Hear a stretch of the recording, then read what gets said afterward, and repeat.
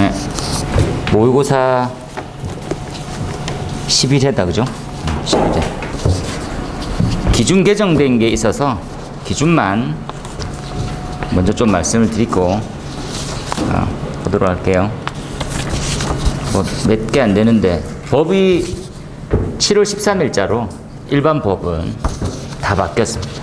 좀 많이 바뀌었고요. 그리고 위험물 쪽은 너무나도 많이 바뀌어 있는 상세한 용어들 뭐 유관 이런 말 있잖아요.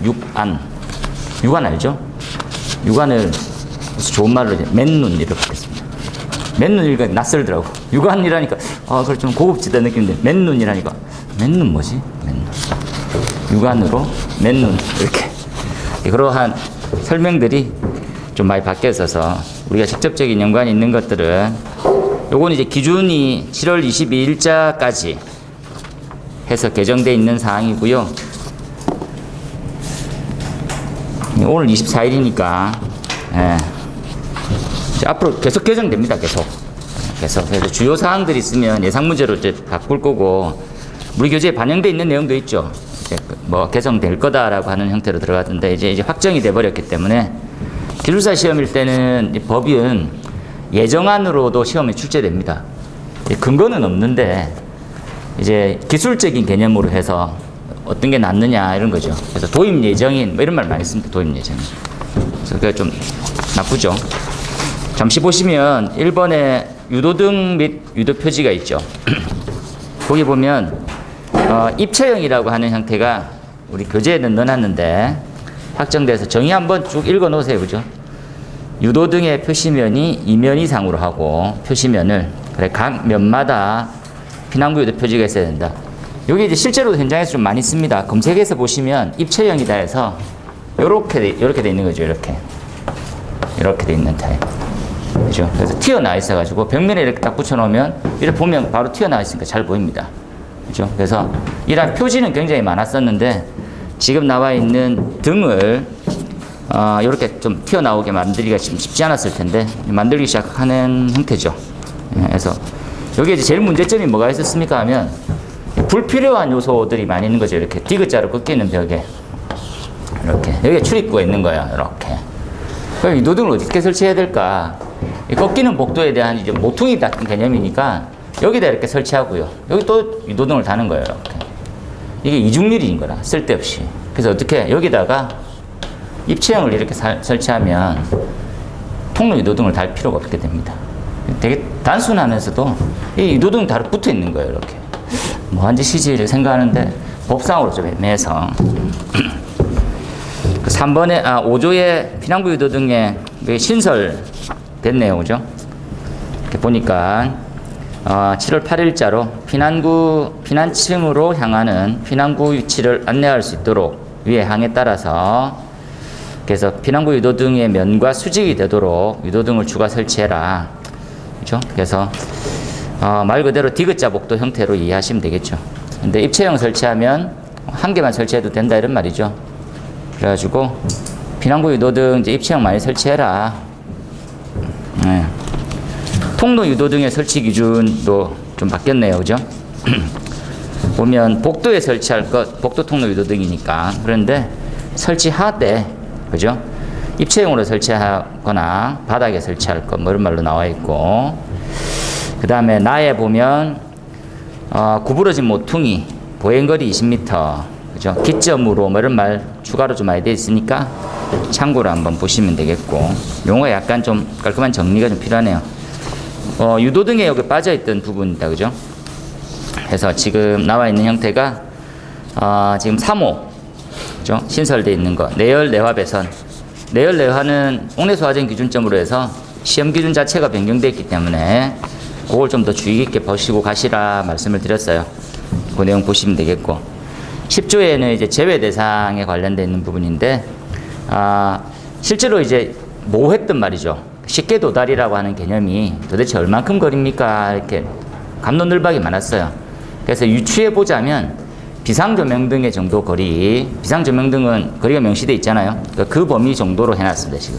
그래서 대각선의 길이가 15m 이내인 구획실. 그죠? 이것도 보행거리 막 이렇게 해놨으면 또 헷갈리죠. 어차피 이제 출입구가 이렇게 있으면 이렇게 하면 수평거리가 되는데 이게 보행거리잖아요. 그래서 보행거리는 구조물이 있으면 둘러가겠다 이런 개념이 좀 많죠. 이렇게. 그럼 어떻게 가야 되냐? 여기 보면 대각선의 길이가 15m 이내. 그래서 출입구는 면제받게 되어 있습니다. 그죠? 그 다음에 유추해 볼 수 있는 형태는 이 페이지에 화재 조기 진압형 지금 뭐 요 배경은 요것 때문에 바뀐 건 아니고요. 쿠팡 때문에 화재 조기 진압형은 또 시험에 나오겠죠. 불과 나온 지 얼마 안 됐지만 지난번에 나왔지만 또 나올 수 있는, 그래서 좀 주의 깊게 봐야 될 부분들 중에서는 과거 말씀을 많이 드렸던 6조의 부식이에요. 지금 나와 있는 펌프가 고착 방지할 수 있도록 어떻게 설치해라 이런 부분들. 내부 내용이 하부 내용이 좀 빠진 것 같네요. 다음에 강목들이 빠졌네. 죄송합니다. 강목이 빠졌어요. 예, 뭐 이거 뭐 스테인리스로 하고 이런 거 있죠. 축은 스테인리스라고 교재에 있던 내용, 그 내용들이 빠졌습니다. 안 넣었네. 그래서 부식 등으로 인해서 고착을 방지할 수 있도록 해라. 그러니까 부식, 고착, 누수, 그래서 재질을, 그렇죠? 예, 지금 청동과 스테인리스, 축은 스테인리스 재질로 해서 부식을 방지할 수 있는, 부식은 예상 문제로 했었고, 다시 한번 보면 되겠습니다. 부식도 예상 문제고, 누수도 예상 문제고, 한번 보시면 되겠어요. 7조에 방호구역에 대한 유수검지장치 실에 관련돼서 조금 더 명료해졌죠. 지금 나와 있는 계구부로 뭐가 이렇게 안 나왔거든요. 그죠? 출입문 이랬는데 계구부가 얼마 이상의 얼마의 출입문 이런 식으로 나와 있어요. 큰 차이는 없는데 현장 가보면 되게 놀랍습니다. 이게 왜 놀랍냐면 시공을 누가 합니까? 건축이 하거든요. 설비가 이 출입문을 설계하지 않기 때문에 골조는 이렇게 뻥 뚫어놔요. 그죠? 그래서 조적을 이렇게 뻥 뚫어놓고 하는데 철제를 설치할 때 이렇게 설치하면 돼요. 이렇게. 출입문을 설치하거든요. 이렇게. 이게 열면 되는데 우리가 이제 입장에 보면 이제 내경이라 해야 돼. 내경. 0.5고 1m죠. 근데 이제 가보면 한 웬만큼 맞죠. 한 오전 정도 모자라게. 이렇게. 그죠? 적당한. 바깥쪽에서 보면 정상인데 열면 모자라게 되는 거지. 이제 다 커팅하고 잘라내야 됩니다. 이게 과거의 법에서 바뀐 거거든요. 여기 지금 신설이 2008년도 돼 있죠. 그러니까 2008년도 전에는 얼마나 했겠습니까? 점검하러 가보면 기도 안 차는 건물이 너무 많습니다. 그죠? 요만하게 이렇게. 0.5, 0.5로. 사람이 들어가지 말라고 이렇게. 그죠? 어떻게 하겠습니까? 벽 다 까요. 벽을 다 드러내고, 그리고 밸브 교체하고, 벽을 다 새로. 제일 놀라웠던 건, 이렇게 바뀌었으면 출입문도 좀 크게 해서 정리하면 될 텐데, 원 상태로 해놨더라고. 그럼 또 고장나면 또 벽을 다 까는 거라. 그래서 왜 이랬습니까? 그랬더니 말이 많았다고. 왜냐면, 요 층만 바꿀 수가 없어가지고, 원래대로 다. 그럴 것 같기도 한데, 그래도 좀 다음에 점검을 위해서는, 그래서 옛날에는 가면 정말 작은 문으로 많이 돼 있었습니다. 점검이 거의 못하게 했었죠. 그래서 이래 상체를 수그리고 이렇게 팔을 넣어가지고, 이렇게 해가지고 했던 기억이 나네요. 그 다음에 배관에 관련해서는, 시험장치는 예상 문제라고 말씀을 좀 드렸습니다. 그죠? 시험장치는 구체적으로 이제 언급이 되기 시작했었고, 시험장치 나온 지는 얼마 안 됐습니다, 솔직히. 그래서 좀 요게 1번에 12항의 1호를 보면 가장 먼 가지 배관에서 2차 측 배관이고, 그리고 좀 상세히, 그죠? 32mm로 하게 돼 있고, 다음 페이지에 있는 간이 스프링클러 보면 25mm로 하게 돼 있습니다. 그죠?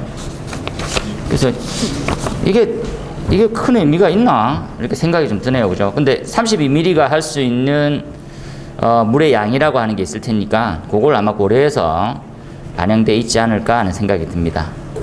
그거에 한번 참조하셔서 보시면 되겠습니다. 이렇게 지금 나와 있는 거죠. 그리고 밑에 있는 공통이라고 적혀 있는 것들은 옥외 소화전, 연결 송수관, 물분무, 간이 스프링클러는 6조 가압 송수장치의 개정 사항이 그대로 반영돼서 가 있습니다. 공통이죠. 그래서 그렇게 하면 참조하시고, 3페이지로 넘어가면 간이 스프링클러가 똑같은 사항 중에서 조금 수정 사항이 제8조에 12항 1호에 펌프 쭉 언급되어 있는 말하고 시험장치 기준이 25mm로 되어 있다는 거, 그 외에는 같은 의미로 들어가져 있어요. 참고해서 한번 보시면 되겠습니다. 그죠? 그래서 지금 인쇄 중에 있으니까 가볍게 문제를 한번 풀어보도록 하겠습니다. 그죠? 전 이 답안지를 인쇄가 올 줄은 몰랐네요. 저도 이제 인쇄를 하긴 했는데 인쇄 안 하고 그냥 저는 체크만 이렇게 하실 줄 알았는데 인쇄를 다 해오시는구나. 이제 살짝 들어가 볼게요. 큰 내용 수정이 없으니까. 문제를 보면 상사 법칙이 1번이고 2번이 공동, 3번이 서징, 그리고 4번이 이제 가마 밸브에 관련된 원리였고 5번이 살수장에 해당되는 스키핑, 6번이 템퍼 스위치, 그죠? 7번이 방수 지연 시간, 8번이 헤드의 기준 개수, 9번이 수리 계산, 10번이 하디 클로스, 11번이 열반응식, 열반응 시험에 관련돼서 나왔었어요. 1번 한번 볼까요? 1번에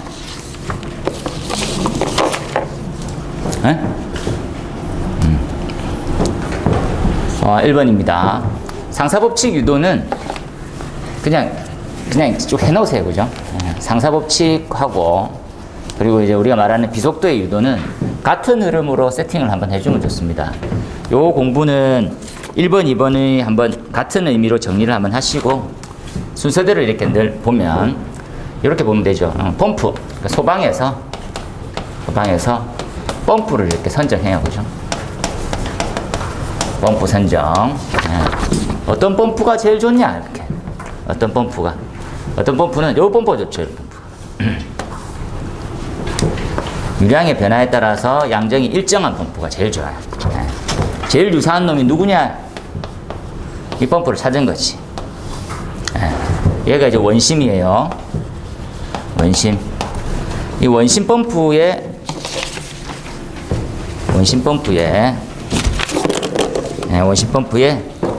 특성이 있을 거라는 거지. 특성. 이 특성이 뭐냐? 특성이 비속도를 보면 알 수 있겠죠. 비속도는 NS 이렇게 해서 한번 구해보세요. N 이렇게, 그죠? 한번 해라 했었지. 그래서 이 펌프를 선정했어.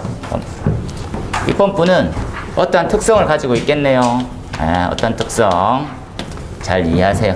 이렇게 방문회를 봤던 HQ 곡선으로 이해를 한번 쫙 하자는 거지. 그죠?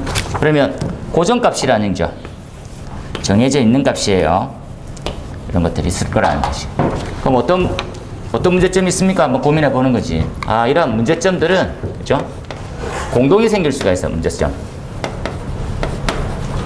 이 펌프에는 문제점이 없어요? 공동이 생길 수가 있어요. 공동현상의 배경 지식을 알고 왔니? 이렇게 보는 거지. 뭡니까? 상태도를 보면 돼. 이렇게. 여기 있는 유체가, 그죠? 여기 있는 유체가 1이 되면 공동이 생길 거예요. 아니? 그렇네. 그죠? 비속도에서는 이렇게 이해되는 거지. 이렇게. 그죠? 어떻게 해서 공부해보았냐? 이렇게.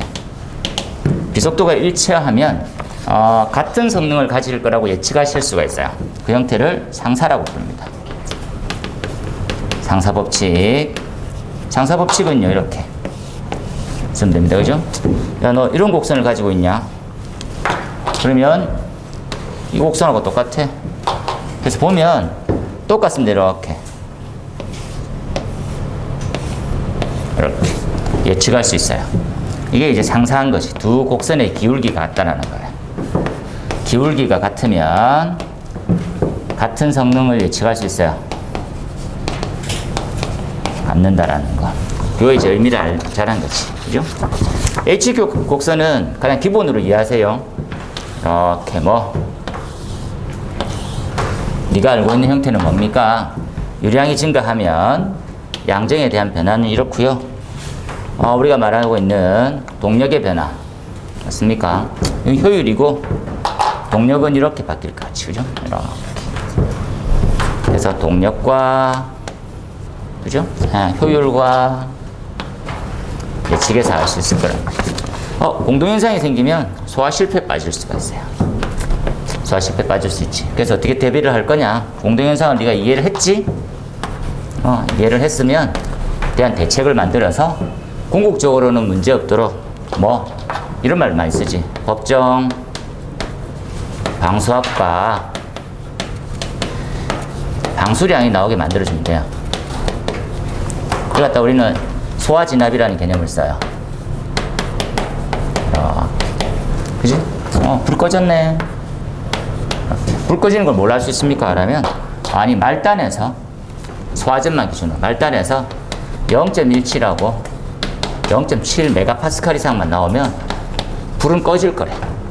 근데 불이 꺼지지 안 꺼질지는 아무도 몰라요. 근데 꺼질 거래? 그런 거지. 방수량 130lpm만 나오면 충분해. 이렇게. 이게 안 나올 것 같아서 문제인 거지. 그죠? 뭐에서? 기준개수만큼.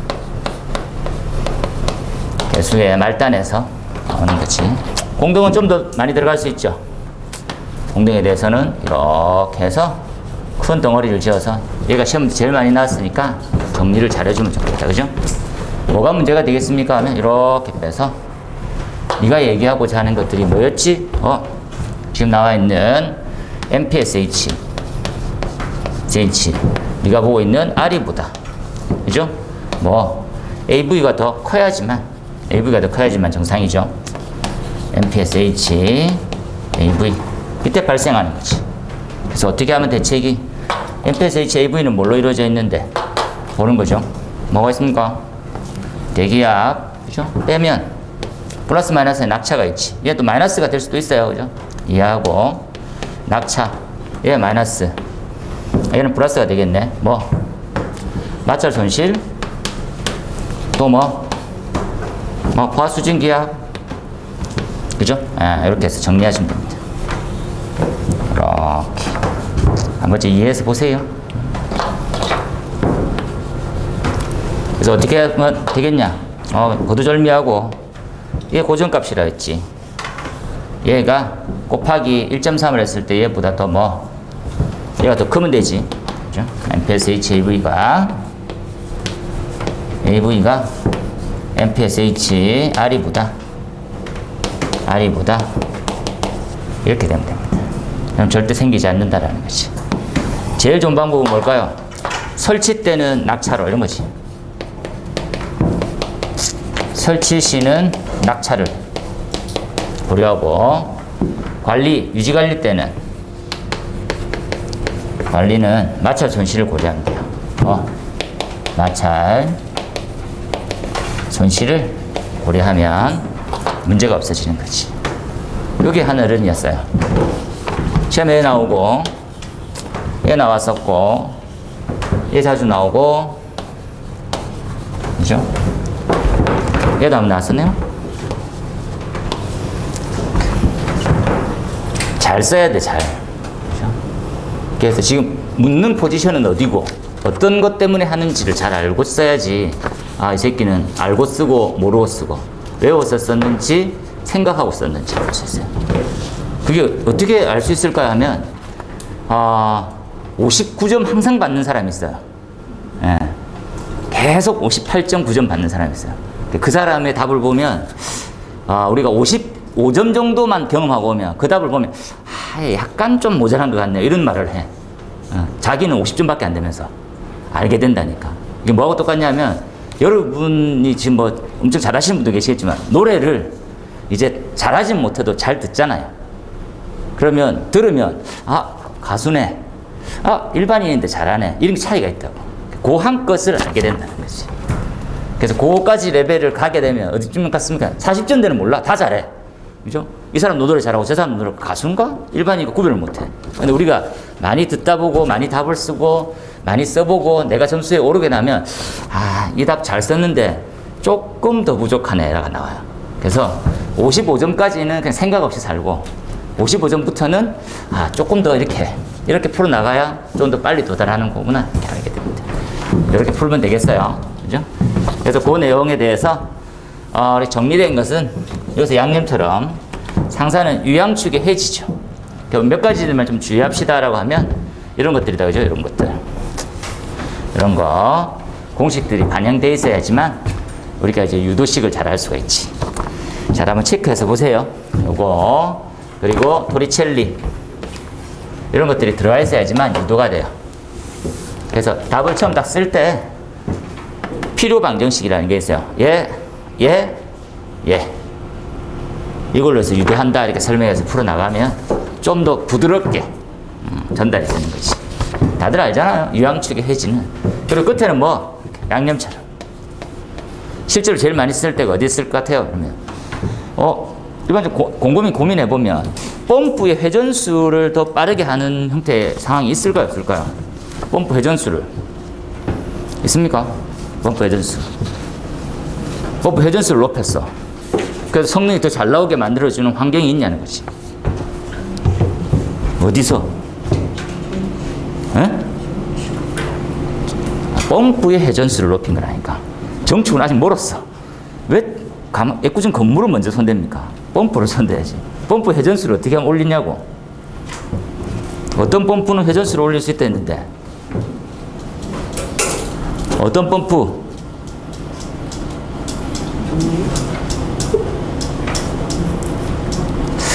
표정이 오늘 이 새끼 내 건디네 오늘 이런 표정이네요. 더운데. 엔진 펌프. 엔진 펌프의 원래 특성 자체를 우리가 설명을 처음 할 때 회전수의 가변이었어요. 회전수를 조절할 수 있습니다. 이게 약간 탭을 바꾸듯이 회전수를 올려서 연료량은 소비가 더 많겠지. 그러니까 성능이 더 잘 나오게 만들긴 했었어요. 지금은 또 뭐하고 똑같습니까? 팬 같은 걸로 가면요. 팬은 인버터 같은 걸로 또 같이 갈 수 있지, 그죠? 고민해보세요, 여러분. 인버터 제어라고 하는 부분들이 뭐였는지 그림이 똑같이 생겼을 거야. 어떻게? 맞습니까? 이렇게 줄이네요. 그래서 많이 본 놈이지. 얘가 바로 상사예요. 이해됩니까? 많이 써왔어, 많이 써왔어. 잘 한번 보도록 하세요. 또 뭘 했습니까? 인버터 제어를 안 하면 비슷하게 쓰기도 하지. 그걸 갖다 우리는 풀리 조절이라 했었어요. 풀리가 PULLY일 거예요, 아마. 풀리 조절. 풀리는 기어 이렇게 하면 됩니다. 이렇게 생긴 기어를 교체하는 걸로 해서 성능이. 하지만 우리 해봤다, 그죠? 뭐가? 동력을 너무 많이 잡아먹게 돼요. 동력을 잡아먹으면 전류 소비량이 증가돼요. 전류가 일정 이상 소비되는 거 우리는 과전류라고 보통 불러요. 그리고 과전류 하는 순간 개전기도 나가고 선도 타고 과열에 인해서 물도 나고 보라는 거지. 가볍게 한번 보세요. 어려운 부분 없으니까. 공동 나왔네. 같은 문제네요. 공동은 엄청 중요한데 잘 쓰는 사람이 잘 없긴 해요. 그래서 잘 쓰기 위해서 연습하세요. 그죠? 그래서 무슨 요소가 있고 실제 어떻게 쓰고 어떤 개념이 들어가는지를 잘 한번 이해해야 되는 거죠. 그죠? 그래서 이게 한 단계 더 들어가면 우리 펌프 쪽에서 임펠러의 흡입 쪽에서 막 이렇게 변화되는 것도 있는데 너무 복잡하게 쓰지 말고 주요 개념만 딱 작은 박혀 있으면 충분히 경쟁력은 있지. 그죠? 어떤 부분입니까? 하면 이렇게 잘 정리해서 발생 원인은 좀 더 설명이 빠졌다. 그죠? 이렇게 해서 이 부분으로 한번 이해해 주도록 하세요. 그죠? 그래서 이 원리가 이해되면 개별 요소에 대해서 변화를 얼마큼 줘야 되는지를 알 수 있어요. 손을 못 대는 것들이 있죠. 손 대도 소용없는 것들이 있어요. 화수증기압 이런 것들은 아무 의미가 없습니다. 차이가 0.00 뭐 밖에 안 되거든요. 네. 그래서 제일 쉽게 전달되는 것들은 낙차죠. 낙차. 정압 방식으로 하는 게 제일 편하다. 이렇게. 그 다음에 마찰 손실이 변화가 될 거다라고 하는 내용으로 해서 정리하면 됩니다. 그죠? 그래서 공식에 관련된 것들을 한번 써주세요. 그죠? 이렇게 해서 기본적으로 이제 대기압에 플러스 마이너스로 해볼게요. 이번에는. 그죠? 낙차가 HH고 빼기가 HF 또 빼기가 HP 과수증기압으로 이렇게 예쁘게 적었어요. 수도 표현으로 체크 한번 해주도록 하세요. 요 그림으로 정리를 했네요. 그죠? 가볍게. 그래서 엄청 중요한 문제입니다. 제가 이제 이렇게 나왔죠. 이번에 두 번째 줄에 펌프의 3대 이상 현상 중에 얘가 최고입니다. 그래서 공동 현상이 제일 많이 나왔고요. 그 다음에 수격과 이번에는 서징이 나온다고 이렇게 말했어요. 이제 시기상으로 수격 나온 지가 얼마 안 됐거든요. 그래서 서징 한 번 더 가자는 거지. 서징입니다. 서징은 이제 맥동이라고도 보통 얘기하고 여러 조건이 겹칠 때 나와요. 쉽게 얘기하면 이런 거지. 펌프에서 토출 측에 나가는 형태가 저항이 너무 많이 발생되는 거야. 저항이. 이 들어가는 형태인데 막는 힘이 너무 크다고 이게 클 때 못 넘어가요. 못 넘어가는 것처럼 만들어 보자는 거지. 이 펌프의 먼저 특성을 보면 이런 타입으로 생겼어요. 이렇게. 얼마나 넘기 힘들겠어. 산이. 그죠? 나 그냥 내리막만 가고 싶은데 얼마나 좋아. 넘어갈지도 않아도 되고. 이게 뭐 아리랑 보게 다니 얼마나 힘들겠어요. 이렇게 가야지. 그렇죠? 이렇게 발생되는 거고. 실제로 맥류는 정확하게 이제 공부하기 위해서 검색을 하면 우리 책은 약간 가라죠, 가라. 답을 쓰기 위해서. 근데 괜찮은 게 출제자도 잘 몰라. 이렇게. 예. 그죠? 얘가 시로코펜의 특징이에요. 시로코펜이고, 얘가 일반 원심 펌프의 곡선이에요. 원심. 예. 맥동은 어디 생깁니까? 라면 우리 책에는 이렇게 설명했어요. 근데 실제로는 어떻게 되냐면 이렇게 이해하면 돼요. 무슨 고개라고 내가 얘기했지. 이렇게. 실제로 넘어가는데 힘들어서 돌아가요. 실제로 그 서징에 대한 범위는 요렇습니다. 우리 책에는 이렇게 그려놨다, 그죠? 못 넘어간다 했는데 넘어가서 힘 딸려서 돌아가고, 넘어가서 힘 딸려서 돌아가고, 넘어가서 힘 딸려서 돌아오는. 그래서 원래 이제 약간 원심력 기계 쪽이나 기계 쪽에서는 좀 더 중요하게 다루는 학문 중에 하나가 맥동입니다. 맥동이 발생되면 우리 입장에서는 궁극적인 실패가 소화 실패로 끝나지만 얘네들은 기계 전체에 대한 문제점을 야기시켜요. 전체. 그러니까 시스템 자체의 불량이다 이렇게 막 가요. 왜냐하면 걔는 결과가 안 나오는 것들이 중요한 게, 우리는 결과가 안 나오는 게 중요하지. 그러니까 끝에 뭘 적어줍니까? 소화 실패 이렇게 꼭 적는데 걔네들은 그게 아니라 기계에 대한 에러, 고장이 발생하는 그거에 대해서 더 문제 삼더라고. 한번 봐놓으세요. 그래서 우리 뭐 이렇게 답을 써도 된다 했지. 그죠? 예. 출제자가 잘 모른다. 그래서 이렇게 쓰는 게 더 나을 거야. 요걸로 한번 풀어보자 했었습니다. 그죠? 다시 한번 기억하면, 요렇게. 이래 의해서 영향받고, 압력 곡선이 가지 않고 저하되는 거지. 그래서 요 형태를 쳇바퀴 돌듯이 미친 듯이 돌아요. 그걸로 가고, 요 마찬가지다. 그죠? 너무 작게 했네. 예, 이렇게. 그죠? 곡선이 좀 맞는 듯 안 맞는 것 같네. 다시 한번 정확하게. 그죠? 1번이 관련되어 있는 스타트가 여기네요. 2번에 의해서 1번이 이동될 때죠. 이렇게 가고, 이렇게, 그리고 이렇게 못 가고 실패에 빠지는. 이게 반복이 계속돼요. 가지 못하고 꺼졌다가 스타트, 실패, 스타트, 이렇게 가요. 그래서 좀 더 간략하게 쉽게 설명으로 들어가세요. 그렇죠?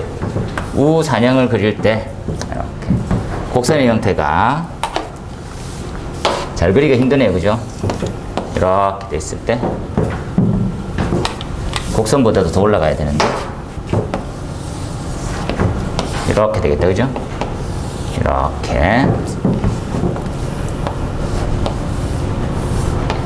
이렇게 하세요. 잘. 원래는 여기가 스타트인데 기동점의 이동에 의해서 2번이 되고 3번, 4번, 5번 이후가 실패로 꺼져버려요. 그냥 역풍이 너무 많이 불면 못 나가다가 멈춰버려요. 멈추든지 꺼져버려요. 다시 한번 스타트, 윙 돌기 시작하는 거지. 또 하다가 또 꺼져. 그래서 어떤 방법으로 느껴지냐면 그냥 이렇게 움직이는 거예요. 그냥 이해를 하면 갔다가 꺼지고 갔다가 꺼지고 갔다가 꺼지고 이렇게 이 방향이지. 그래서 앞에서 그렸던 그림하고 똑같은 형태가 돼요. 잊지 마세요. 이렇게 이 범위를 벗어나지 않는 거구나. 결국은 우리가 요만큼 밖에 이제 안 나오는 거지. 그럼 실제로는 이 범위를 조금 더 이해시킬게요. 이렇게 하시죠. 우리가 이제 전격으로 원하는 형태가 나올 거라는 거지. 유동에 의해서 저항은 증가되고 이렇게 이 범위가 아니고 이렇게 해서 움직이 끝나는 거예요. 여기 이만큼의 차이 어떻게 해결할 거냐는 거예요. 아예 불가능한 거지. 잘 이해하세요. 압력 나올 뿐이지 풍량은 아예 뭐 전멸이에요. 그죠? 토출량 아예 전멸이지. 그래서 궁극적으로 뭐가 여기서 또 한마디만 더 가면 이 소화 가능 범위가 있었겠죠. 이게 진압 그리고 뭐 약간 미흡한 제어 실패 이게 소화 실패에 빠지게 되는 거예요. 이해해 놓으세요. 이 영역의 자체가 일로 갈수록 소화 실패고 일로 갈수록 소화 진압이에요. 이렇게 그죠? 소화 실패 이 범위를 벗어나지 못해 얘네들은. 잘 이해해서 바로토록 하세요. 방지 대책은요 하나죠. 하나 땡땡땡 해서 저항이 덜 생기는 타입으로 가는 거지. 저항이 안 생기는 형태로 어떻게 할 거냐. 그죠? 우리가 말하는 공기조나 수조는 완충에 대한 역할에 대한 장점만 있을 뿐 다 저항입니다.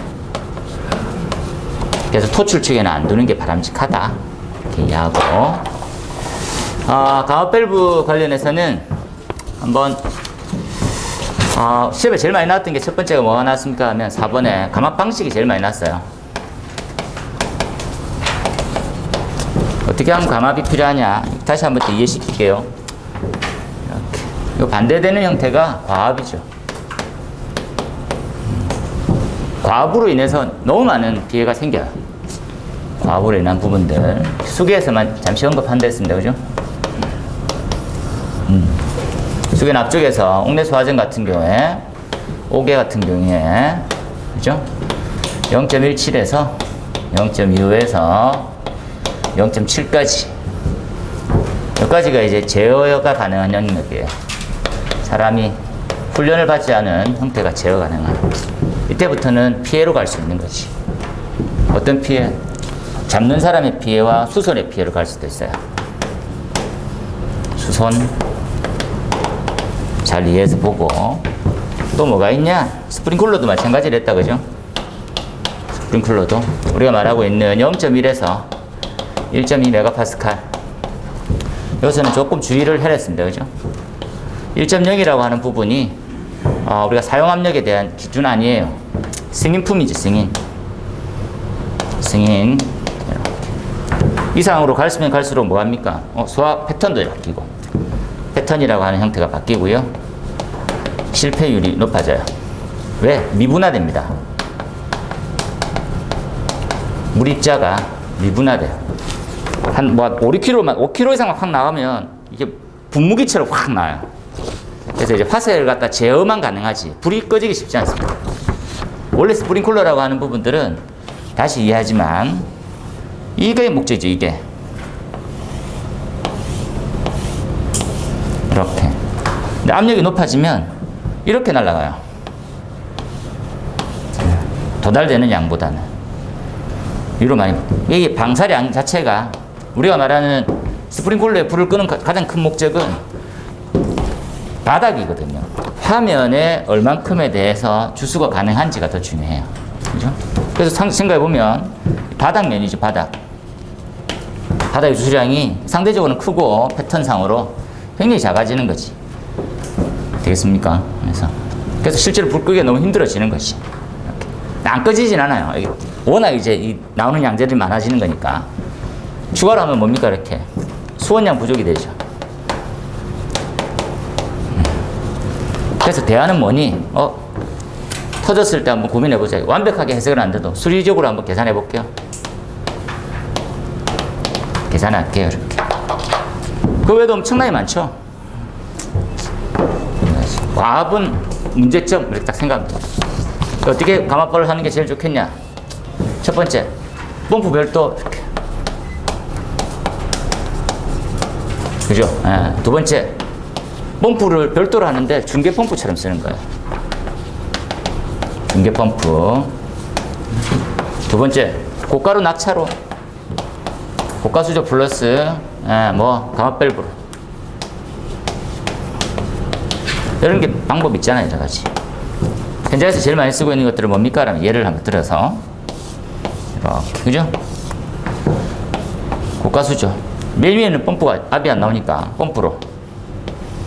펌프 구간이에요. 펌프 구간. 이렇게. 펌프 구간. 펌프도 못 믿어. 그래서 낙차로 가는 거지. 낙차. 낙차 구간. 그죠? 감압 밸브 구간이네요.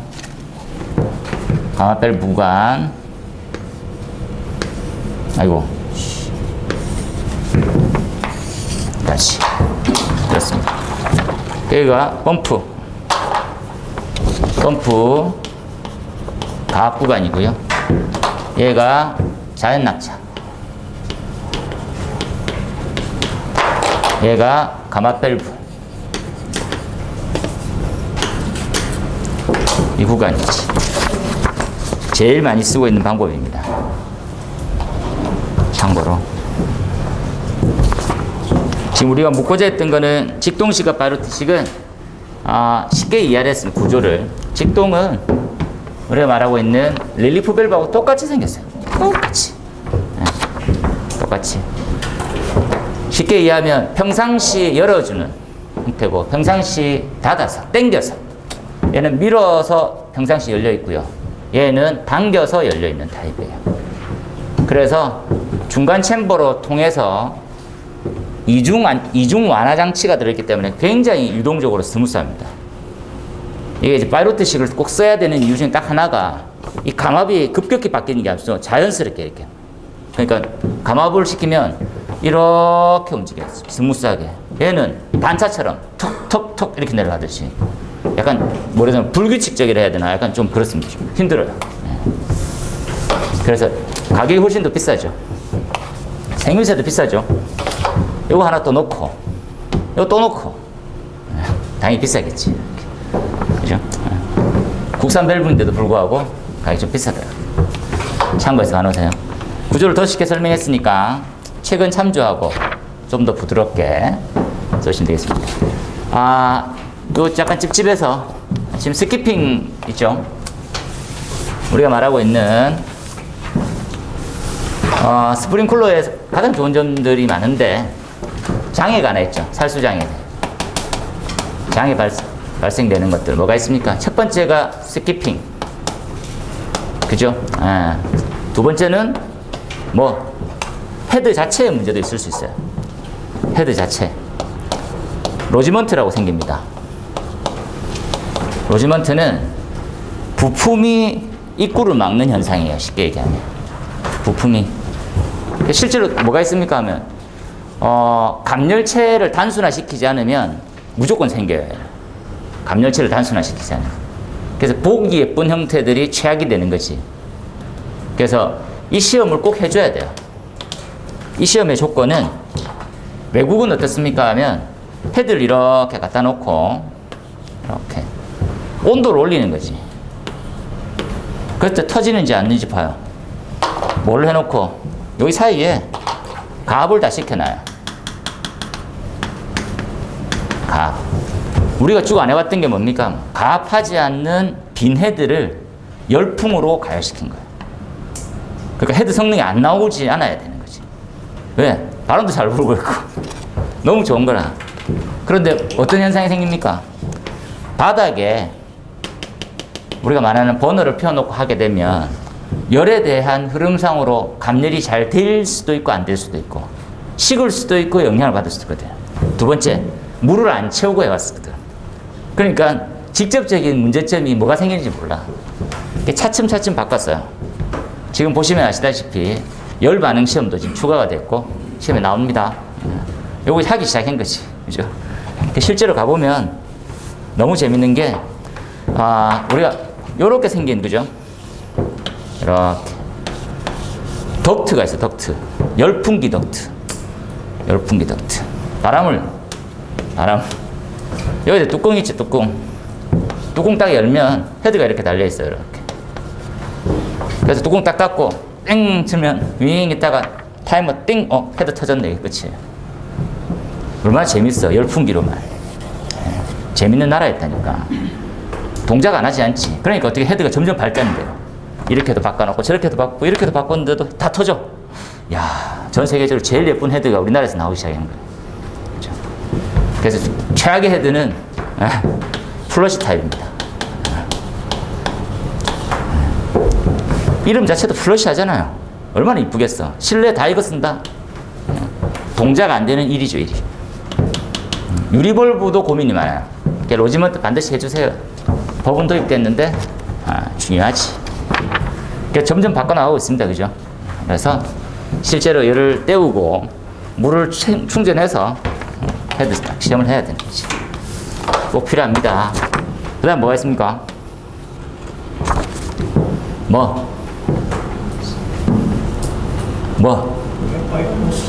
파이프 셔도가 있고, 또, 네? 콜 솔더링. 예.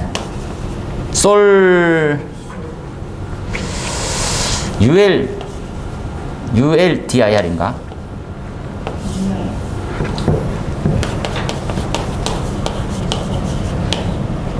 영어 기억 안 나면 적지 마세요. 네, 미리 말합니다. 저같이 대충 이러면, 저 새끼 뭐지? 이러면서. 콜 솔더링. 요 말이죠. 주체가 누굽니까? 얘가 가리는 거고요. 얘의 그림자하고 똑같습니다. 이 영역에서 어떨 때 많이 생기겠어요? 라면 우리가 말하는 첨탑 같은 구조죠. 첨탑.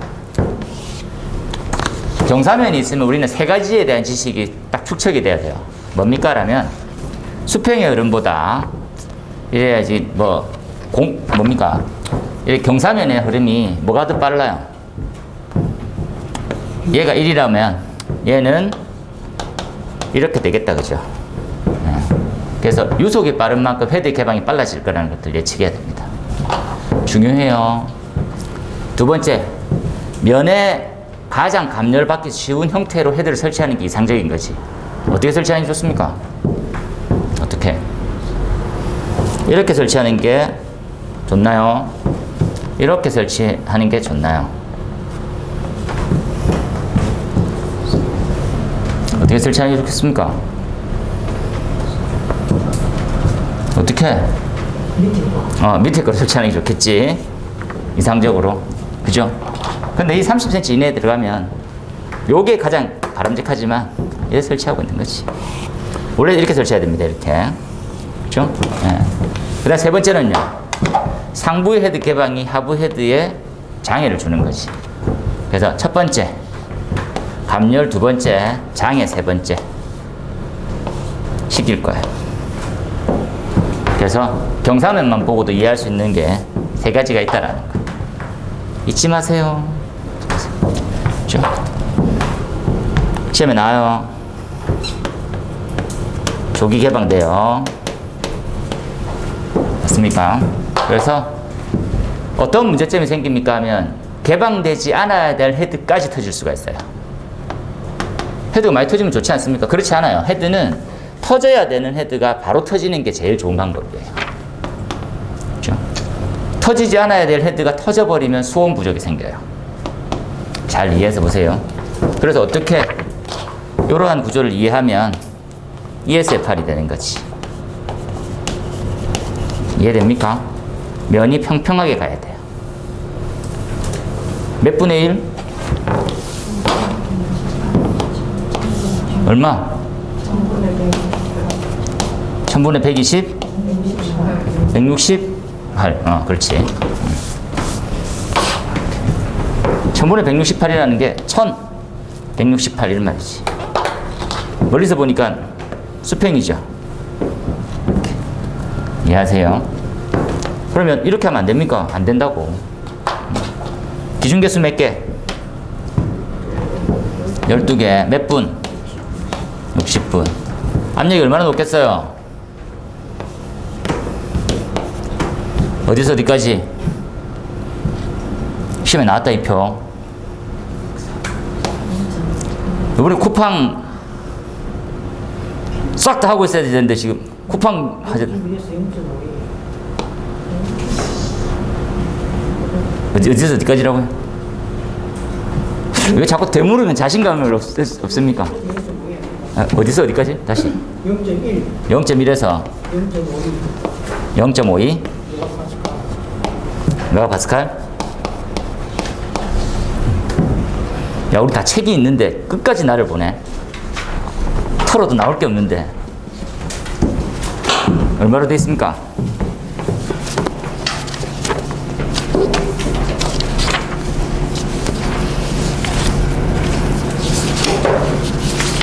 얼마?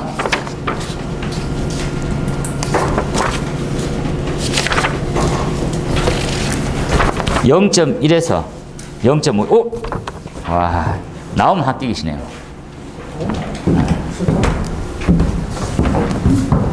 되겠지요? 보입니까?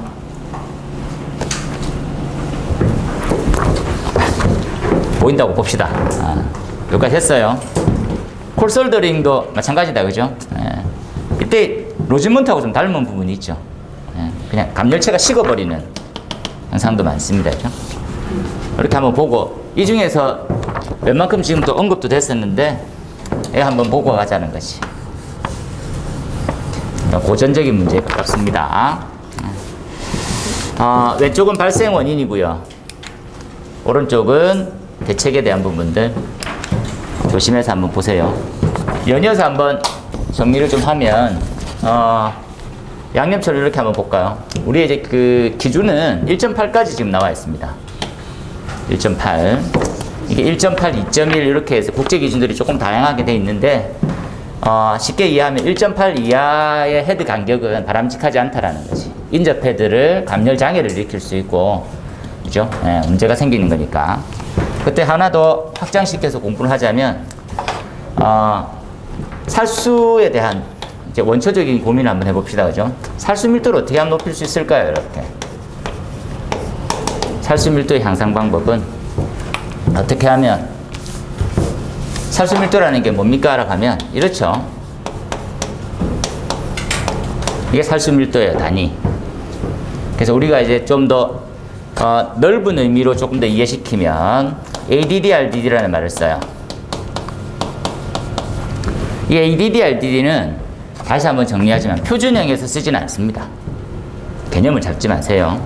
그냥 ADD, RDD라고 하는 부분이 있지만 얘네들은 진압용 헤드에서만 좀 가능한 개념으로 이해해야 돼요. ADD, RDD가 있는데 뭡니까? 그러면 요청하는 놈과 가능한 놈이죠. 얼만큼입니까? ADD, RDD도 마찬가지예요. 이러한 패턴을 가지고 있다, 그죠? 그래서 이런 부분이 있구나. 지금 나와 있는 형태 살수 밀도를 높이기 위해서는 리터 단위다, 그죠? 그래서 보면 이렇게 설명하면 되지. 이렇게 같은 내용이다, 그죠? 어떻게 하면요, 방사 압력을 더 크게 하면 가능해질 수도 있어요. 하지만 이 부분들에 대해서는 바닥면에, 화면에, 그 면에 살수 밀도이기 때문에 면에 회의적인 거지. 좀 힘들겠는데? 그래서 얘를 손을 대요. 이렇게. 되겠습니까? 그래서 기존에 네가 80짜리를 쓴다면 법에 200 이상을 쓰면 어떻겠어? 고민 한번 한 거죠. K 값을. 두 번째, 얘네들은 헤드에 대한 수평거리, 헤드 간거리. 수평거리에 대한 조절은 어떻게 써요? 얘네들. 그래서 기존에 네가 2.3m의 내화 구조 성능을 가지고 있다면 얘를 1.7 정도까지 줄이면 되지 않겠냐라는 생각을 해요. 헤드간 이렇게. 그래서 이렇게 해서 탄생해요. 그렇죠? 어디서? 우리가 말하는 ESS 같은 감이 범접하지 못하는, 그죠? 예, 이 형태로 꺼지는 부분이구나, 이렇게. 그죠? 조절입니다. 그래서 ESS의 12.2는 어떻게 만들어낼까요? 하면 이렇게 손대면 되죠. 단톡방에 올렸다, 그죠? 예, 지금 남은 리튬 이온이 꺼지는 그 내용을 잘 이해하고 일반인이 잘 모르니까 우리 기술사, 곧 기술사들이니까 잘 알 수 있게 이해시킬게요. 성능 위주라는 게 있어요. 성능 시험. 성능 시험에 어떤 보면 좀 안 좋은 점은 뭡니까? 라면 요구자에 따른 시험이에요. 이해됩니까? 요구자. 내가 이런 타입으로 해서 이게 불 꺼지는지 테스트 해주세요. 이런 거예요. 그러니까 기술원이나 그러한 방재시험연구원에서는 뭘 하고 있습니까? 자기들이 조건을 제시하잖아요. 가만히 있어, 이렇게. 실만 제공하는 거지. 그래서 내가 이러한 렉을 쓰고 헤드 배열을 이런 식으로 했을 때고 들어가는 약재를 A 같은 약재를 넣었을 때 불이 꺼지는지 봐주세요. 꺼지면 성적 써주세요. 이런 거예요. 그러니까 지가 하고 싶은 대로 해서 불 꺼서 갖고 오는 거하고 똑같은 거라니까. 근데 이 환경이 실제하고 얼마큼 같냐라는 거지. 이해됩니까? 그냥 안 같을 수가 있어요. 그러니까 뭡니까? 이 사람들은 뭘 제시해요? 보세요. 방재시험연구원에서 불도 다 꺼진다고 갖고 왔잖아요. 얼마나 대단한 겁니까? 야, 이 불 다 꺼지네요. 대단하네. 이런 거예요. 그럼 기준은요? 저희가 다 제시했습니다. 이런 거예요. 자기 입맛에 맞춰져 있는 시험 조건으로 불이 꺼지는지 증명받은 거예요. 그러니까 실제로 꺼질지 안 꺼질지는 아무도 모르는 거지. 그래서 이런 부분이 약간 사각이지. 전달할 때 그거하고 똑같은 겁니다. 그죠? 우리 조건으로 하니까 뭡니까? 우리 비듬 샴푸 이런 거 쓰잖아요. 비듬 샴푸 쓰면 90%가 효과를 봤어. 테스트는 몇 명, 3명 했어. 3명 했는데 다 효과가 좀 있는 것 같대. 그러니까 이 분포군이 없는 거지. 똑같은 거예요. 내가 요청한 시험으로 하니까 얼마나 꺼져. 그 전에 실패가 있었겠지. 그러니까 그게 의미가 있는 게 아니라, 그러니까 이게 이렇게 얘기하지. 100번 시험했는데 2번 합격했어요. 이 시험 성적서 나왔답니다. 이러면 누가 사겠어. 근데 98번을 시험했는데도 불구하고, 야, 2번, 요 조건이면 세팅됩니다. 그럼 이렇게 이해하지. 요 조건처럼 설치하면 불 잘 꺼져요. 이렇게 나가야 되는데 그렇게 안 한다고. 보세요. 야, 기술원도 인정해줬습니다. 자, 보세요. 이렇게. 딱 보면, 이야, 좋네요. 합시다. 이러면서. 제가 어저께인가? 아랫게. 그죠? 예. 포스코에,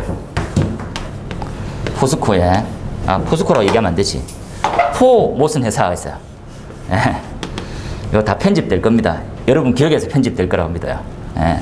무슨 회사에 CO2 소화 설비가 엄청 많았거든요. 2만 병이 있답니다. 2만 병. 지구 온난화의 원흉 같다는 느낌이, 그죠? 근데 이 2만 병이 올 교체된답니다. 우리가 말하는 도데카플로르, 기타 등등 이런 걸 있죠? 젖지 않는 물, 그죠? 우리가 얘기하는 그 형태로 다 교체를 해서 거의 이제 위에 보고 끝났고 확정됐는데, 고온의 로가 화염이 계속 분출되거나 그런 문제점 생길 때 그때 국소 방출 방식으로 CO2가 계속 뿜어져 들어가서 꺾기도 한대요.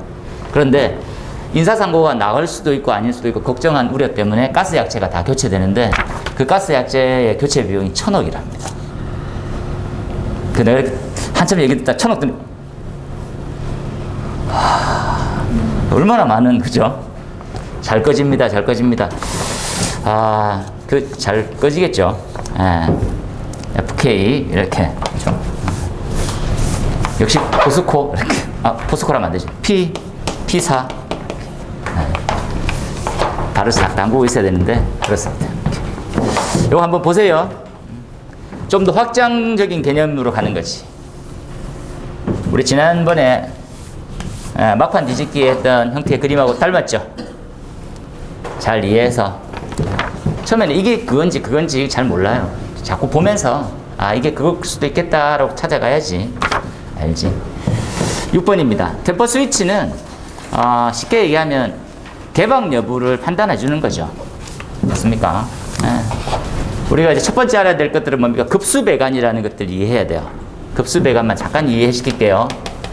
급수 배관은 급수 배관은 수온부터 해서 어디 말단의 방수구와 헤드까지의 거리를 얘기해요. 수온부터 우리가 말하는 스프링쿨러면 헤드, 일반 소화전류는 방수구까지 이 경로를 다 급수 배관이랄 거. 수온과 유사한 놈이 있죠. 송수구입니다. 이렇게 같이 들어가요. 되겠습니까? 그래서 송수구부터 해서 전부 다 전 경로가 이렇게 다 들어가는 거예요. 이해해서 잘 봐놓도록 하세요. 기본 개념이. 그러면 여기는 항상 어떤 소화 시스템에서 유수에 대한 기본 경로에 대한 이해니까 다 개방 상태로 둬야 되겠죠. 그러면 폐쇄하면 어떤 문제점이 생기는지도 우리 알고 있겠네요. 그렇죠? 폐쇄하면 그렇죠? 폐쇄를 했는지 안 했는지 알 수 있는 시스템이 필요한 거예요. 그러다 우리는 템퍼 스위치라고 하는 거지. 더 놀라운 점은 뭡니까? 이 템퍼 스위치에 대해서 규격이 없어요. 규격이 없어요. 그래서 지 하고 싶은 거 설치해놓은 데가 많아요. 똑딱이는 그런 거 있잖아요. 그래서 우리 접점 방식이라고 보통 얘기하는 스프링 타입의 접점 방식보다는 자석 타입의 접점 방식이 좀 더 견고하고 오래 갑니다. 예, 가격이 좀 더 비싸고 제일 문제가 많은 것 중에 하나입니다. 빨리 바꿔야 돼요. 예, 이게 뭐 스프링 타입 있죠. 딸깍하는 그 타입은 한번 했다가 잠가 놓을 때 이제 열어 놓을 때 원상태 복귀됐다가 스프링이 잘 벌어져서 또 열려 있거나 닫혀 있거나 고장이 나거나 하기 시작해요. 그래서 이거는 좀 바꿔놓는 게 좋은데 아직 기준화가 안 돼 있어요. 안 돼 있습니다. 참고해서 봐놓고 나머지는 경로는 다 그림 그려서 이렇게 설명하는 게 제일 좋습니다. 잘 한번 봐놓도록 하세요. 어려운 부분 아니니까. 그 다음에 건식 밸브 건식 나올 때가 됐죠. 자, 이 건식은 이 건식 밸브라고 하는 자체는 포용성만 생각해 보면 그죠? 밸브에 대한 2차 측 부분이 2차 측이 개방형 헤드로 되어 있죠. 개방형 헤드란다. 2차 측이 물이 없는 타입이잖아요.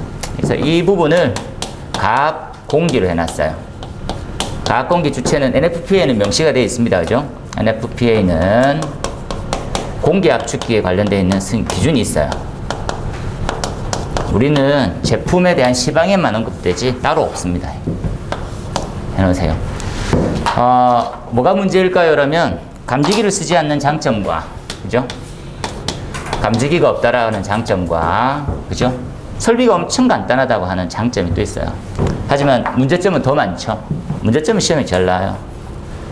어떤 문제점이 있나요? 이렇게 어떤 문제점이. 이 문제점은 첫 번째가 지연이고, 두 번째도 지연이고, 세 번째도 지연이고, 네 번째도 지연이에요. 얘네들의 스타일 자체가 조금, 스타트 자체가 좀 문제가 됩니다. 뭐가 있을까요? 그러면, 얘네들은 요렇게 구조가 생겼죠. 이렇게. 그죠?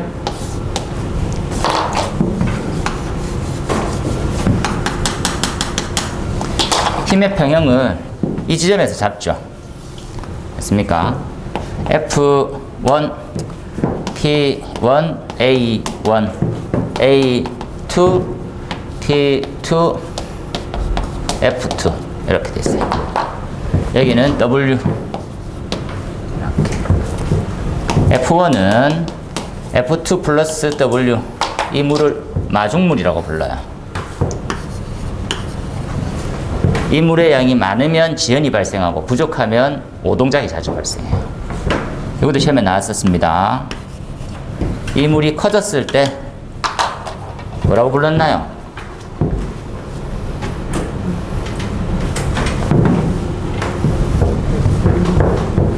물이 기둥처럼 생겨.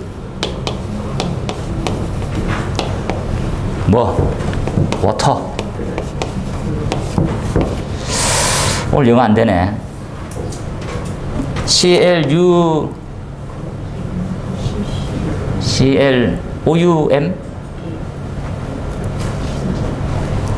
CLOUM?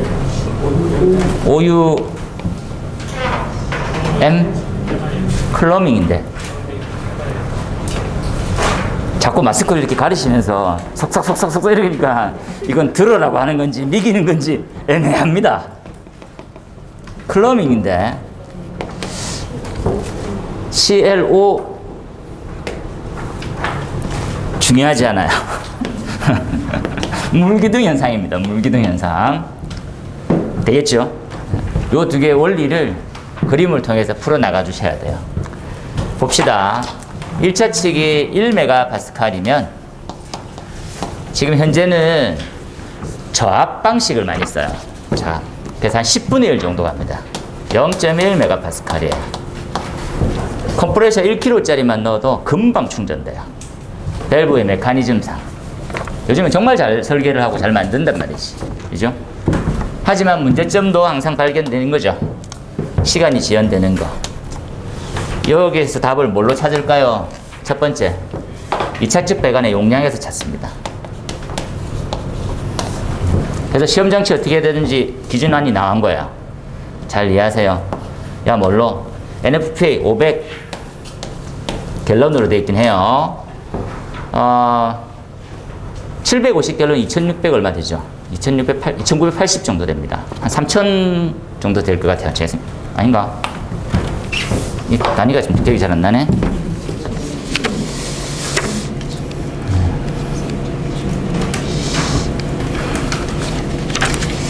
아이, 답답하네, 씨. 오늘 영어도 잘 안 되고. 예, 봅시다. 근데 2839네요. 500이 1893이고. 이렇게. 이렇게 750이 있고, 750을 초과하는 형태가 있어요. 500까지는 무관한 거예요. 배관 내용적을 설계하지 않습니다, 우리가 지금. 너무 놀랍지 않습니까? 2차측 배관에 대한 개념에 왜 굳이 않아요? 이거 있다는 건 다 알고 있어요. 설계하는 놈도 판매하는 놈도 감리 보는 놈도 다 알고 있어요. 하지만 용량은 모르죠. 용량 계산은 엄청 간단합니다. 그죠? 주간하고 길이, 내경하고 길이만 곱하면 되는 거지. 면적과 길이만 하면 돼요. 광경별로 면적과 길이만 구간별로 끊으면 금방 구할 수 있는 건데 아무도 안 해. 왜 안 합니까?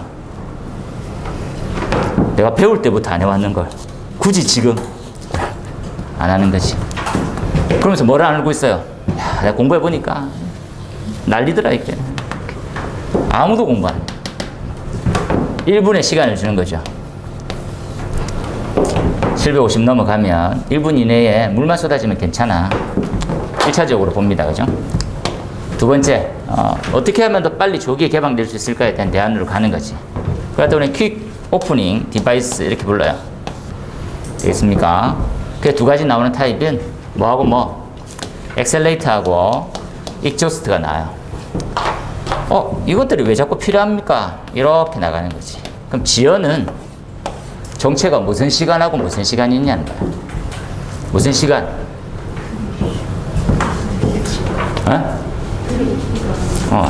트랜짓과 뭐?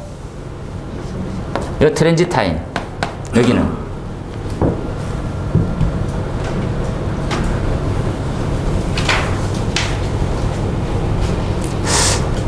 선생님, 제가 눈싸움 하기 싫습니다. 답을 얘기하세요. 왜 나를 쳐다보냐, 이 새끼야. 이렇게 하지 말고. 트립, 트랜짓. 이렇게, 그죠? 맞습니까? 잘 이해해서 바로 들어가세요. 밸브가 그냥 보면 되게 엉망인 것 같은데, 밸브는 좋아요. 관리하고 설계만 잘해놓으면. 이 설계가 이제 막 들어왔어요. 더 나와야 되지. 요 그림으로 풀어나가서 개념을 잡고요. 문제점도 물론 많다라는 것들하고 서두는 어떻게 스타트입니까? 얘입니다. 다 좋은데 얘가 발생해요. 다 좋은 것을 완전히 뒤집을 만큼 안 좋습니다. 그렇죠? 잘 이해해서 보면 지금 나와 있는 방수지연 시간은 트립과 트랜짓이에요. 우리가 말하고 있는 트립 타임과 이송 시간이라고 하는 형태로 구분되고 있습니다. 그렇죠?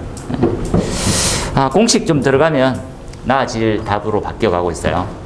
수정해서 한번 보시고. 헤드의 기준 개수는 뭐 제가 언급 안 해도 이 형태로 보면 되겠다, 그죠? 다른 부분을 볼 필요 있는 것들은 별로 아닌데, 실제적으로 우리가 좀 이해해서 보면 어떤 것들이 진짜 위험합니까를 고민해 보세요. 어떤 것들이, 그죠? 지금 레크식 창고, 고체 가연물 중에 최고는 한 3가지가 있죠. 3가지가. 얘가 같은 건데, 고체 가연물. 우리가 이제 개념을 좀 잡아볼게요. 그죠?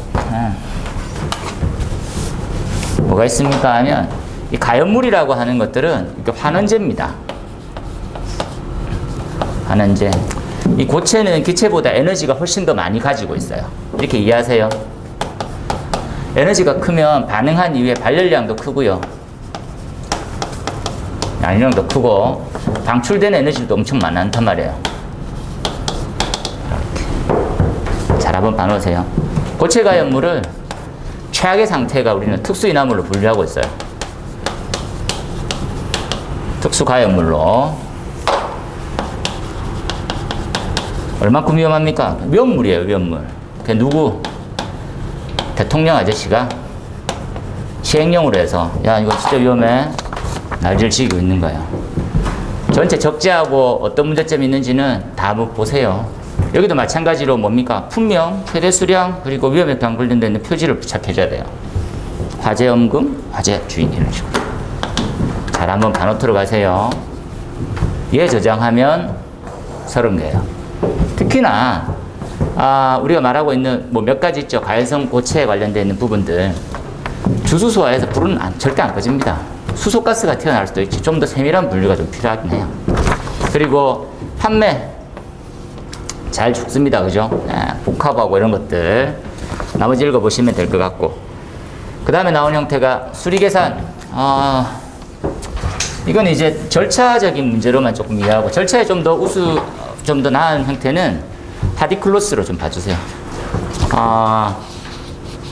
거듭 말씀 좀 드리는 형태는, 실무에서 하디클로스를 씁니까? 하면 안 써요. 하디클로스 안 씁니다. 그래서 얘네들은 수계산으로 하기에는 너무 풀기 좀 힘들어지기 가까워요. 그래서 거의 안 쓰는데 개념은 알고 가시는 게 좋고, 그리고 심지어 관리사 시험에 나왔다고 내가 분명히 말씀드렸어요. 그래서 최근 기억의 출제자의 기억에는 남아있어요. 하디클로스 그래 진짜 나온 지 오래됐지만 한번 써봐. 이렇게. 근데 참고로 얘기하면 연습을 좀 많이 해서 계산 문제까지 풀릴 수준이 되더라도 계산은 손대지 마세요. 계산을 손대는 순간 점수가 하나도 없네라고 하는 것들 놀라운 경험을 하게 돼요. 틀리면 빵점까지도 가능한. 준비는 해놓으세요.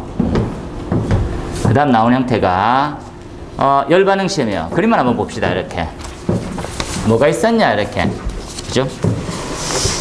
열반응 시험이 추가가 됐다, 그죠? 우리 이렇게 쉽게 이해해 가면 될 것 같아요. 뭡니까 하면 지금 이제 샌드 버너라고 하는 형태가 있어요. 뭐 사각형으로 되어 있는 버너죠, 일반적인. 그러니까 우리가 말하고 있는 샌드라고 하는 것도 도자기류 같은 형태에 대한 버너 이렇게 생각하면 되네요. 그리고 뭐 노말핵탄이라든지 우리가 쓰고 있던 연료를 넣고 불을 지피는 과정을 통해서 시험 장치의 높이 중요합니다. 체크해서요. 2.4m 높이에서 이렇게 이해할게요.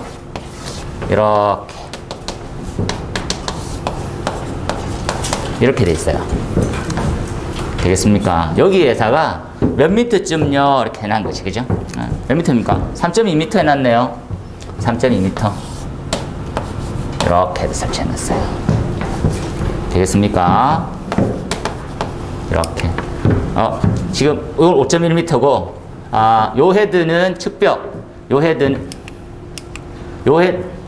헤드는 하향식, 여기는 측벽 이렇게 돼 있어요. 높이 한번 보세요.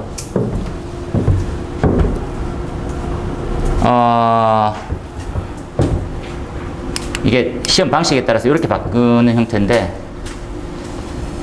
둘 중에 하나를 선택하는 부분으로 보게 되겠다, 그죠? 4.6m 실 안에, 그리고 얘를 2.4m로 두고, 그죠? 그리고 이만큼 거리에 떨어져 있는 형태의 하향식 헤드를 설치하고요. 이렇게만 정리해서 봅시다. 요 기준에 따라 가지고 우리가 표준 반응에 72도짜리 그죠? 예, 설치했었을 때 요 헤드의 개방은 231초고요. RTI가 좀 낮은 형태 조기 반응은 지금 나와 있는 한 3분의 1, 75초 만에 개방되는 타입을 한다. 테스트가 되어 있어요. 그죠? 요 부분은, 했었을 때 상세 기준이 없네.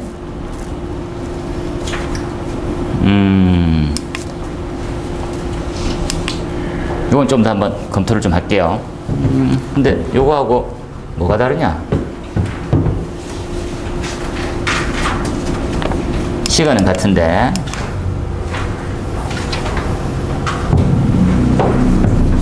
범위도 아니고, 좀 그렇네요. 예? 3.2m, 5.1m. 어떻게 다르게 돼 있었죠? 번호의 크기? 그래, 수평거리는 다른데, 달리 하는 형태에 대한 상세 설명이 없어가지고. 그죠?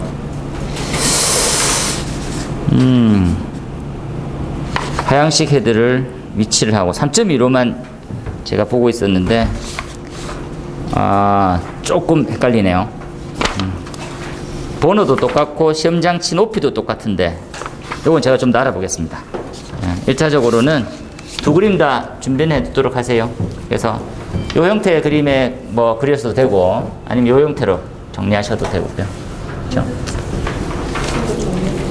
헤드 종류 하향식 헤드고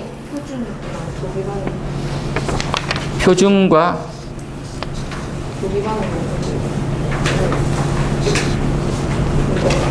조기 반응이 3.2, 표준이 5.1,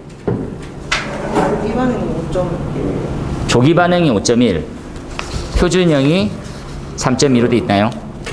기준에? 아닌데 아직 기준이 개정이 안 되었죠. 기사보면 기사분 그렇게 나와 있습니까? 조기 반응형 헤드가 5.1이라고. 그래요. 그럼 그렇게 써놓읍시다. 아직까지 법안은 이게 다입니다. 법에는 이렇게 돼 있는데 3.2가 표준으로 보고 요 그림이 표준으로 가고요. 5점 지금 1이 조기 반응으로 그렇게 합시다. 기사에 그렇게 나와 있다니까. 기사에도 나와 있는데 기준에는 없는 좋은 나라네요. 그렇게 한번 보시면 되겠습니다. 그 다음에 25점짜리의 비속도, 효율, 동력. 이건 그림 세팅을 잘 해두시면 똑같은 설명이어서 같고 19페이지 우리 답안지 기준으로 2번 헤드의 작동과 RTI의 열 평형식은 이거는 뭐 출제 예상 문제로도 가고 얘가 거의 완결판이에요. 요 수준에서 그 이상 더 어려워지거나 하는 것들은 당분간 없습니다. 두 가지만 갈게요. 그죠? 헤드 RTI가 나오고 작동 시간이 나오고 있는 형태의 유도식은 뭡니까? 라면 그 틀만 본론 부분에 나와 있다. 그죠? 촘촘히 따라서 한번 그냥 정리 한번 해주시고 3번에 시험장치에 달린 기준 NFP하고 비교 한번 해보세요. 그런 것들 보고 4번에 NFPA 13에 인터록이라고 하는 부분들 우리라고 좀 다른 개념이 우리는 프랙션 밸브라고 보통 얘기하는데 얘네들은 시스템이에요. 인터록이라고 하는 시스템. 그래서 세 가지 타입이 있더라. 그죠? 넌과 싱글, 더블이 있는데 좀 어떻게 다릅니까를 구분해 주세요. 그죠? 그래서 우리는 싱글 인터럽과 똑같습니다. 감지기에 의해서 작동되는 타입과 좀 유사하다. 한번 보시면 좋을 것 같아요. 더블이라고 하는 부분은 형태는 감지기 또는 헤드가 그죠? 둘 다 작동해야지만 되는 형태고 너는 둘 중에 하나만 작동해도 되는 타입이다 라고 되어 있어요. 24페이지에 답안지 보시면 괜찮으실 것 같아요. 나머지는 똑같이 한번 보면 될 것 같고 좀 쉬었다가 마저 한번 보도록 할게요. 45분까지 맛있게 빨리 요기만 하시고 배부르면 날씨도 따뜻한데